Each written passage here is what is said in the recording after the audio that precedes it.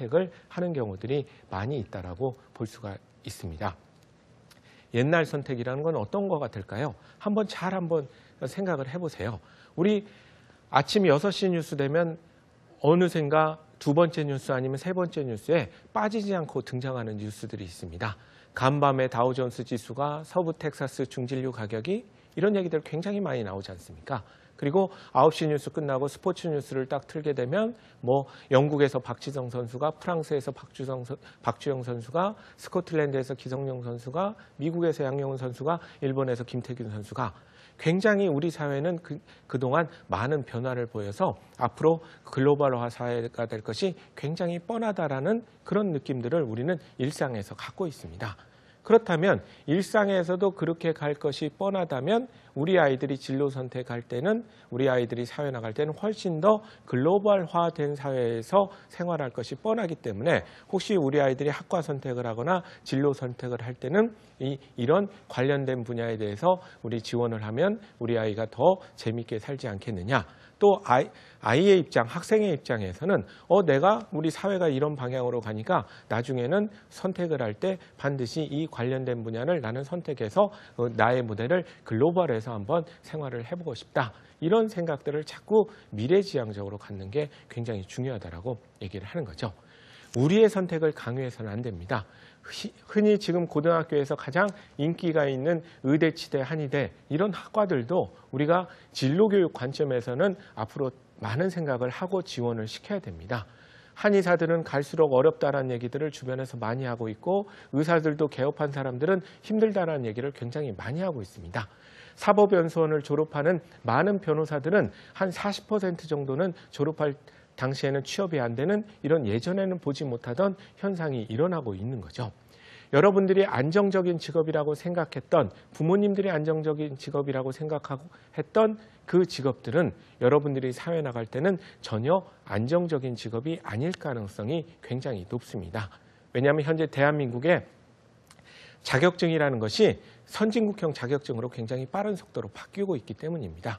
선진국형 자격증이라는 것은 과거처럼 한 번의 자격이 평생의 수입을 보장해주는 그런 식이 아니라 1000명이 필요하다면 자격증을 2000장을 발급해서 자격은 그 행위를 할 수 있는 최소한의 기준이고 그 기준을 갖는 사람끼리 경쟁을 해서 살아남는 사람으로 하여금 양질의 서비스를 하도록 하는 것, 이것을 우리가 지향하고 있는 그런 자격증 제도이기 때문에 우리 이 방송을 보고 있는 학생들이나 학부모 의 자녀들이 사회에 나갈 때쯤 되면 우리가 현재 알고 있는 안정적인 직업이라는 것은 더 이상 존재하지 않습니다.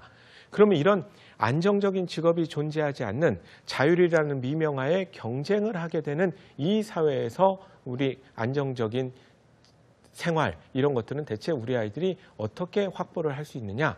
그것은 우리 예전에 공자님이 말씀하신 대로 여러분들도 잘 아시겠지만 아는 사람은 좋아하는 사람 같지 않고 좋아하는 사람은 즐기는 사람 같지 않다는 그 말에 해법이 있게 되는 겁니다.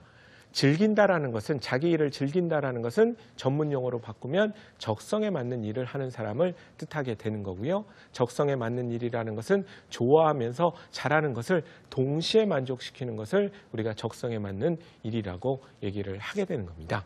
그래서 우리 아이들이 미래에서 안정성을 확보하면서 우리 세상을 살아나가려면 자격증 자체가 그 아이를 안정성 있게 해주는 것이 아니라 우리 아이들이 정말 좋아하고 즐길 수 있는, 그러면서도 능력적으로 어느 정도 잘할 수 있는 일을 찾아서 그 분야에 진출을 했을 때 그 사람은 자격증이 없어도 그 분야에서 아주 행복하면서 안정성을 확보한 삶을 살게 될 것이다라고 얘기를 하기 때문에 이 진로에 대한 관심을 갖는 게 중요하고 진로 교육이 중요하고 학생들은 진로 학습이 중요하다는 얘기들을 하게 되는 겁니다. 그럼 미래지향적인 이 관점에서 우리가 일상적으로, 그럼 너무 추상적이지 않느냐? 구체적인 예를 한번 들어보라. 그러면 이렇게 얘기를 할 수가 있겠습니다. 엄마 아빠가 권하는, 좋아하는, 또 아이들이 좋아하는 그런 전문직의 분야를 간다고 했을 때 우리 부모님들은 이렇게 얘기해야 되는 거죠. 야, 아빠가 해보니까 그쪽으로 가라, 이런 얘기를 하는 게 아니라 아빠 생각에는 그 직업은 참 좋은 직업들이긴 하지만 아빠 때처럼 반드시 안정적인 직업은 아니다. 너가 더 좋아하고 잘할 수 있는 일을 그쪽으로 가더라도 경쟁력을 확보하는 그런 교육을 받든가 아니면 새로운 분야에 도전을 해보든가 우리가 좀 더 고민을 해보자라고 같이 논의를 해보는 것이 굉장히 중요하다고 볼 수가 있습니다. 진로 교육을 잘 하기 위해서는 아이들의 현재 객관적인 능력을 정확하게 평가하는 것이 굉장히 중요하고요. 그다음에 그 아이들이 다양한 정보 속에서 선택의 기회가 어디 있는가를 정보를 파악하는 것이 중요합니다.